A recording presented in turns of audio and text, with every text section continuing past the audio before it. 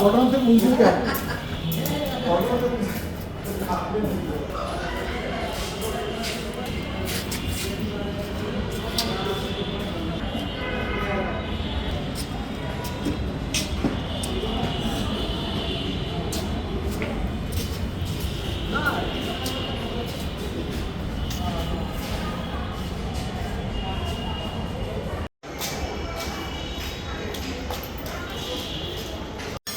বেজেছে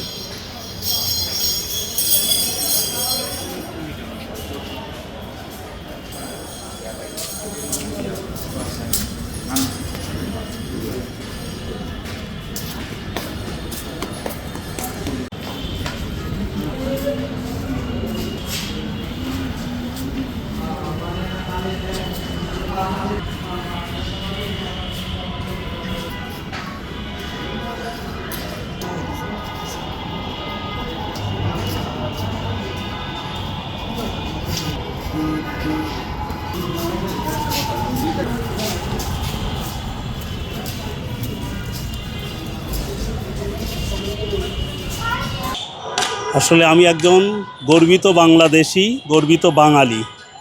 এই হিসেবে আমি বাংলাদেশের সার্বভৌমত্বে বিশ্বাস করি, বাংলাদেশের স্বাধীনতায় বিশ্বাস করি। 1971 আমাদের সর্বোচ্চ অর্জন, আমাদের স্বাধীনতা, আমাদের বিজয়। সেই হিসেবে পাকিস্তানকে আমরা ঘৃণা করতেই পারি এবং এইটাই আমি চাই জেনজি এটা সঠিক কাজ করছে। আমরা বাংলাদেশপন্থী, আমরা পাকিস্তানপন্থী না।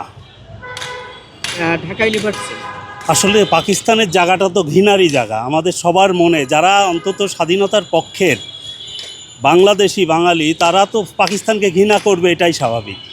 এবং সেটা তারা হয়তো সেটাই দেখাচ্ছে পাকিস্তানের পতাকাকে। আর এটা হলো ডিসেম্বর মাস, বিজয়ের মাস, এই মাসে পাকিস্তানকে ঘৃণা করবে, এটাই স্বাভাবিক।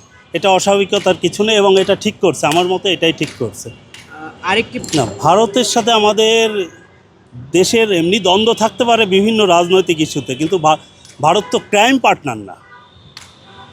পাকিস্তান তো ক্রাইম করছে, ভারত তো ক্রাইম করেনি। হ্যাঁ, অন্যান্য দ্বন্দ্ব থাকতে পারে, সে বিষয়ে আমি যাব না। ভারতের পতাকা পাড়াবে কি পাড়াবে না যার যার নিজস্ব মতামত, কিন্তু পাকিস্তানেরটা করতেই পারে, এটা আমি বিশ্বাস করি। আবার আসলে বিষয়টা দেশ সম্বন্ধে, দেশের যে দেশকে আমরা ঘৃণা করি তার পতাকাও আমরা ঘৃণা করি।